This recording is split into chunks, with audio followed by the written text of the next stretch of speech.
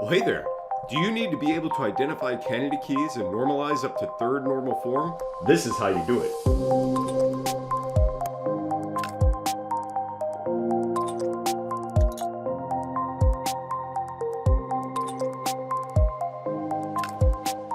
Welcome aboard. In this video, we are going to be talking about how we can design a database to track dorm rooms at Mighty Good University and ensure there is no data redundancy in our design. To do this, we are going to use our understanding of functional dependencies and candidate keys to normalize up to third normal form. So let's start by reading the business case and identifying the attributes and how they are related to one another. So we say students enrolled at Mighty Good University have the option to stay in one of our 3 on-campus dormitories, Cougar Commons, Bobcat Hall, or Jaguar Tower. If you want to find out more about any of the dormitories, you can look up the dormitory by name in the campus directory to find the street address and phone number for the front desk. Okay, so at this point, it sounds like everything we're talking about in this case is about dorm rooms. So I'm going to create a relation called dorm, and I see some values here that seem like they would be good dormitory names: Cougar Commons, Bobcat Hall, and Jaguar Tower. And then a little further in the story, it says we can look up the dormitory name in the campus directory to find the street address and phone number for the front desk of the dormitory. So that sounds like 2 additional attributes, address and phone number, and also a functional dependency that dorm name would functionally determine address and phone. All right, moving on in the story, it says each dormitory has many rooms identified by a 3-digit room number. While room numbers are repeated across each dormitory, for example, all 3 dorms might have a room 110, the combination of dormitory name and room number will uniquely identify a specific room. So it sounds like we have an additional attribute here of room number. However, I don't really hear anything else about functional dependencies here, but we do get this very important piece of information that it's the combination of dorm name and room number that will uniquely identify a room. All right, great. Now moving on, we have a little bit of additional information about our dorm rooms in the next section. Each room is one of 6 different types with different capacities, either single, double, or quad capacity, and amenities, either standard or deluxe. And the charge per semester for the room is based on the type of room. So first off, I hear 2 additional attributes. Each room is one of 6 different types, so I believe room type is going to be an attribute.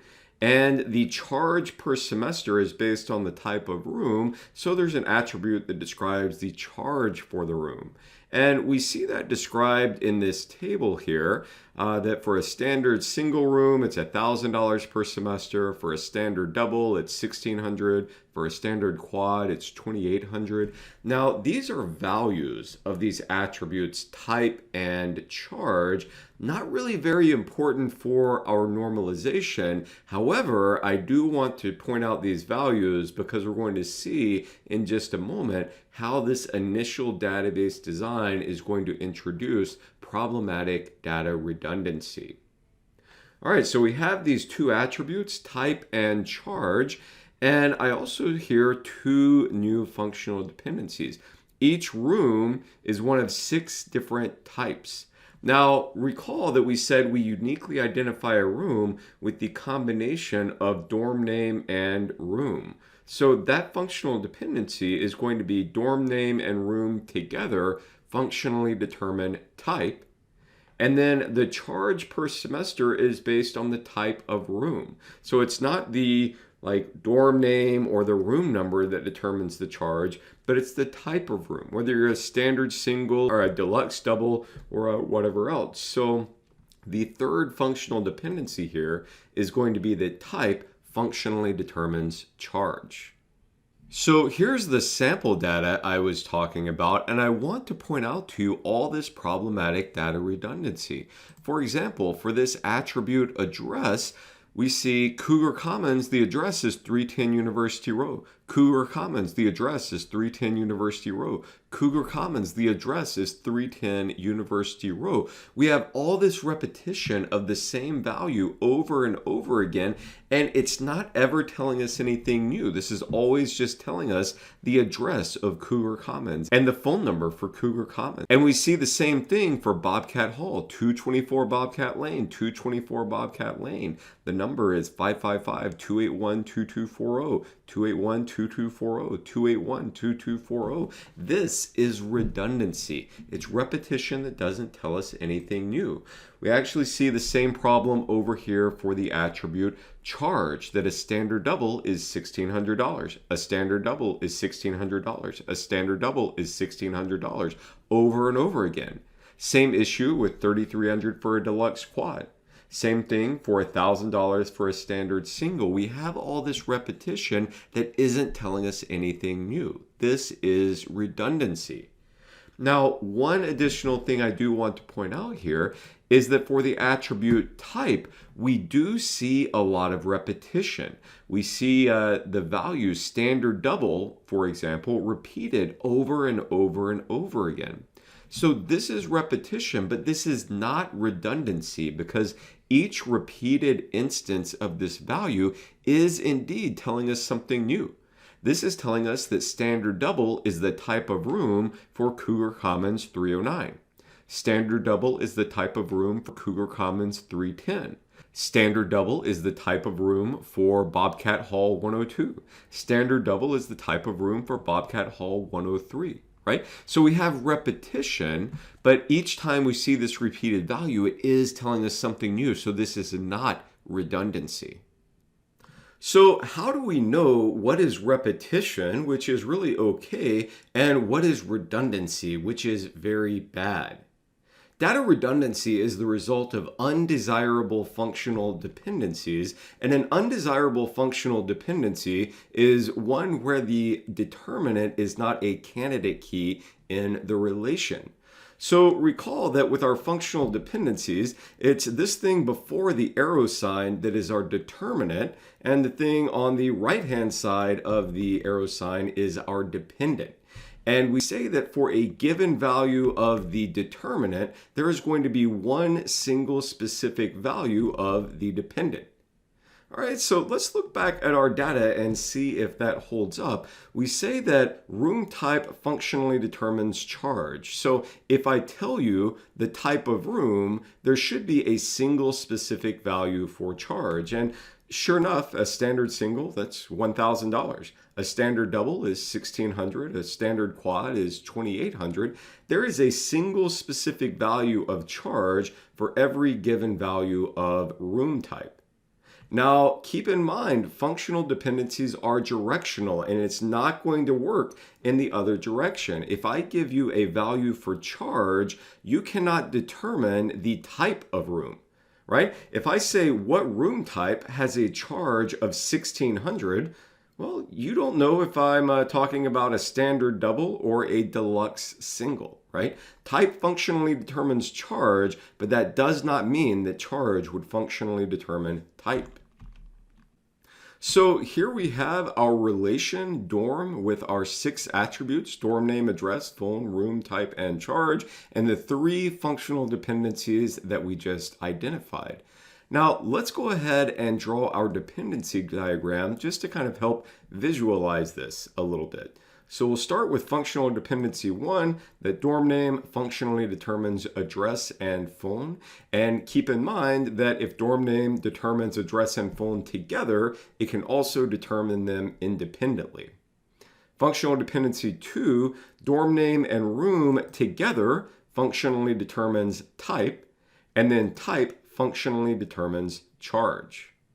Now, to save ourselves a little bit of writing, we could replace these attribute names with letters like A, B, C, D, E, and F, because during the normalization process, we really don't care what these attributes are or what the data is talking about. It's going to be the same process no matter what the data look like. So it's often a little bit easier to just use this shorthand here. So this relation and these functional dependencies are exactly what we have up here.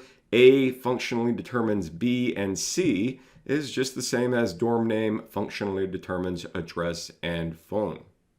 All right, so we just mentioned that an undesirable functional dependency is one where the determinant is not a candidate key. So in order to identify our undesirable functional dependencies, we first have to identify our candidate keys. So let's get started with that. So there are two processes we can use to identify the candidate key: decomposition and synthesis. And we'll go through both of those, but let's start with decomposition because it is the most straightforward and kind of the hardest to mess up. And in decomposition, we want to start with a known superkey, a known unique identifier for the relation. And recall that a characteristic of a relation is that every tuple in the relation must be unique. And by virtue of that, we know that if we know the value for every single attribute in the relation, that combination of attributes must be a unique identifier for the relation, because the combination of all values must be a unique tuple. So we can start with this known superkey of all the attributes in the relation, A, B, C, D, E, and F. Now, for a candidate key, what we're looking for is an irreducible superkey. Okay, a superkey is unique. We're looking for a superkey that we cannot take any attributes away from and it still remain a superkey and it still remain unique. So we're going to systematically remove one attribute at a time, and every time we remove an attribute, we're going to ask the question, can the remaining attributes functionally determine the attribute we just removed? If the answer is yes, then that set of attributes is still a superkey. If the answer is no, we know we have to put that attribute back into the other set of attributes in order for it to be a superkey. So let's go ahead and get started.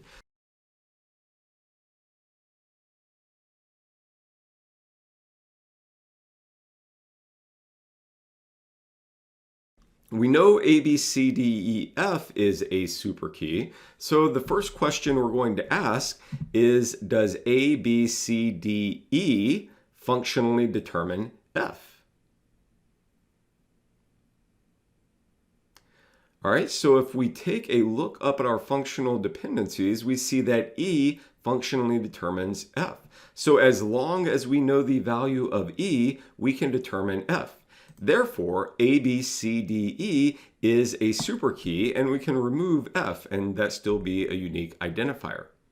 All right, next up, we're going to ask, does A, B, C, D functionally determine E? Well, looking up at our functional dependencies, we see A and D together functionally determine E. So as long as we have A and D, we can functionally determine E. So we don't need E in order for this to remain a superkey. Now, you may be thinking, well, didn't we need E to functionally determine F? That's a good thought. Through the property of transitivity, though, since AD functionally determines E and E functionally determines F, we can also infer that AD will functionally determine F, as long as we have AD, E, and F in the relation together. So A, B, C, D is going to be a superkey. Next up, does ABC functionally determine D? Well, it doesn't look like anything functionally determines D. And in fact, if we look over at our dependency diagram, we don't see any arrows pointing toward D. So that's a pretty good sign that a D is going to be part of our candidate key, because the only attribute that determines D is D. That's the property of reflexivity. So that means this set of attributes ABC is not a superkey. This is not a unique identifier for this relation. So we actually need to add D back in to maintain this status as a superkey. So we'll do that, and then we'll remove C and ask the question, does ABD functionally determine C? Functional dependency 1 says A determines B and C, right? So as long as we have A, we can functionally determine C. That means ABD is a superkey. Okay, next up, let's remove B, and we'll ask the question, does AD functionally determine B? Well, yeah, again, A functionally determines B. So as long as we have A, we can determine B. And then last but not least, we ask the question, does D functionally determine A? Yeah, it doesn't look like anything functionally determines A, again, except A, that's reflexivity. So we need to add A back into this set of attributes in order for it to be a superkey. So now we have a superkey AD, which we know is irreducible because we have attempted to remove every attribute from it, and attributes that we couldn't remove, we added back, and attributes we could remove, we got rid of. So we now have an irreducible superkey, also known as a candidate key, which is AD, which is also known as the combination of dorm name and room. All right, let's try this again using the synthesis process. So in the synthesis process, we're going to find the closure of each one of our determinants and see if we can find a determinant that functionally determines every attribute in the relation. And if not, we might have to add some attributes to that determinant to get to a candidate key. But let's just see how far we get here.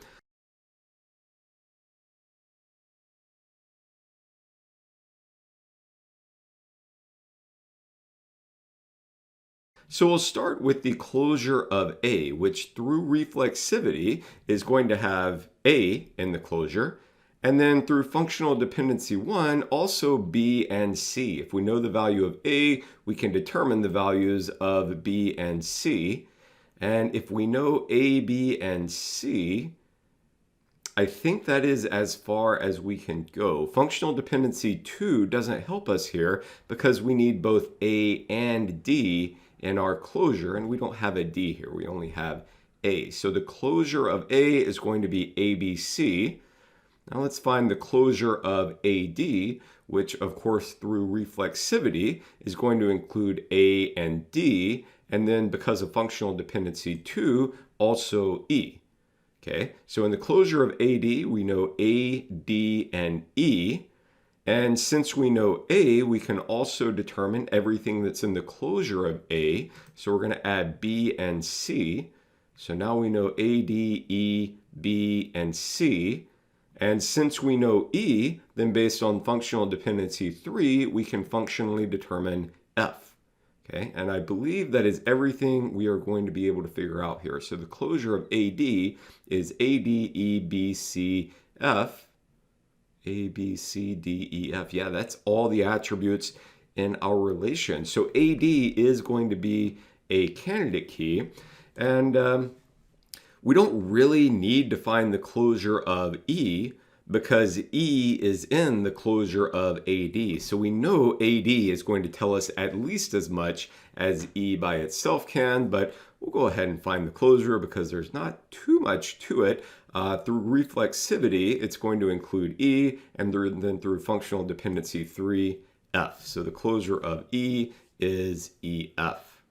So at this point, we have identified a candidate key of AD, which again is dorm name and room. We should find the same candidate keys, whether we use decomposition or synthesis.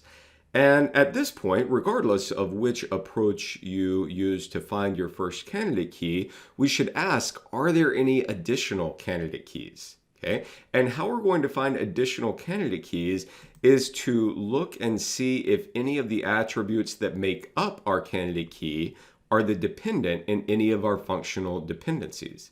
And if that is the case, then through pseudo-transitivity, the determinant that determines that dependent could take its place in the candidate key, and we could infer additional candidate keys.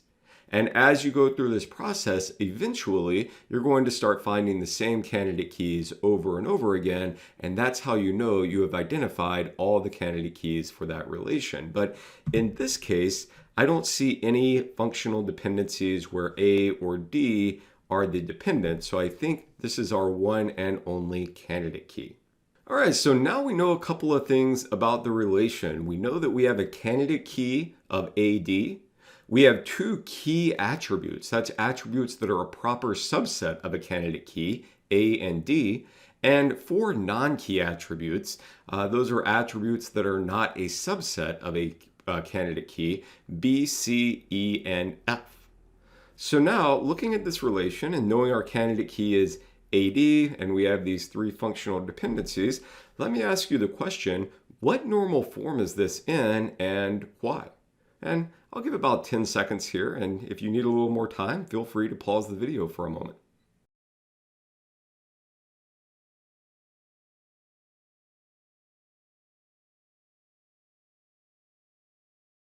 All right, so we are currently in first normal form. And the reason for that is we have a partial dependency. We have a non-key attribute that is being functionally determined by part of this candidate key. And in fact, we have two non-key attributes, B and C, that are being functionally determined by A, which is a part of the candidate key. So this is our partial dependency. This is keeping us out of second normal form, and this is creating data redundancy, right? This functional dependency 1, the determinant is not a candidate key. It's just a key attribute.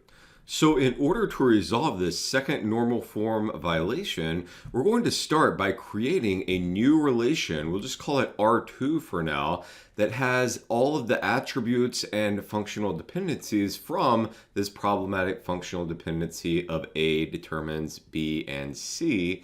And we'll leave behind the determinant from that functional dependency in the original relation. And at that point, that attribute is going to be a foreign key in the original relation that refers to that attribute that's now a candidate key in the new relation. So in this way, we can rejoin these relations. We'll see more about that in just a moment. Now, one thing to keep in mind is that as we normalize, every relation will have its own level of normal form that it's in. So take a moment to think now, what normal form is relation 2 in, and what normal form is relation 1 in? I'll give you a few seconds, and if you need more time, just pause the video.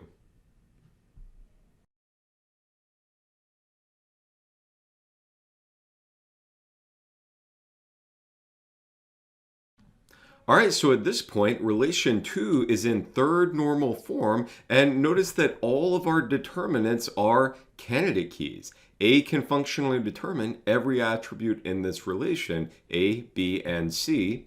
And relation 1 is currently in second normal form because E determines F is a transitive dependency. We have a non-key attribute that is functionally determining another non-key attribute.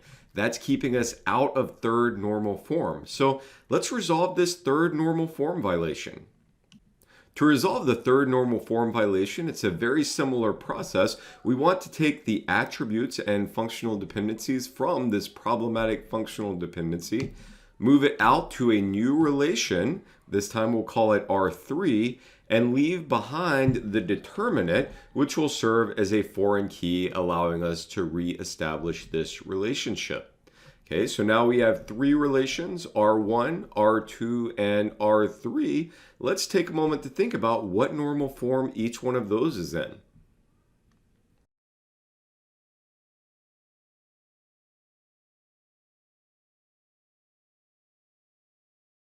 All right, so I hope you all identified that at this point, all three of these relations are in third normal form because all of the determinants are candidate keys. We have no partial dependencies and no transitive dependencies. So recall that this is what we started with. These attributes A, B, C, D, E, and F are really dorm name, address, phone, room, type, and charge. So all of these relations actually look more like this. Relation 2 is dorm name, address, and phone, where dorm name functionally determines address and phone. And this is no longer a partial dependency because dorm name is a candidate key in this new relation. Relation 3 has the attributes type and charge, and the functional dependency of type determines charge. And again, this is not a transitive dependency. It's not a problematic functional dependency anymore because type is a candidate key now. And then in relation 1, we have dorm name, room, and type, where dorm name and room together functionally determine type. And I would probably give these relations some more descriptive names. Perhaps this relation is called dorms, this relation is called room charge, and this relation is called dorm rooms. And then in this dorm rooms relation, dorm name is a foreign key that refers to dorm name in the dorms relation, and type is a foreign key that refers to this attribute type in the room charge relation. And for one more check, let's revisit the data we looked at earlier in this new data structure. So now this is great. We don't have all of this redundancy around the address and phone number for each one of the dormitories. We don't have the redundancy around the charge that's associated with each type of room. And of course, we can rejoin these relations together using our foreign key relationships. And the sequel for that would look something like this. We could say select asterisk or whatever attributes we're interested in from dorms, inner join dorm rooms on dorms.dormName equals dormrooms.dormName. That's this relationship here. And then to that, inner join room charge on roomcharge.roomType equals dormrooms.roomType. So we've gotten rid of our data redundancy. We've got a great database design here. That's how you do it. Go forth and do great things, everybody.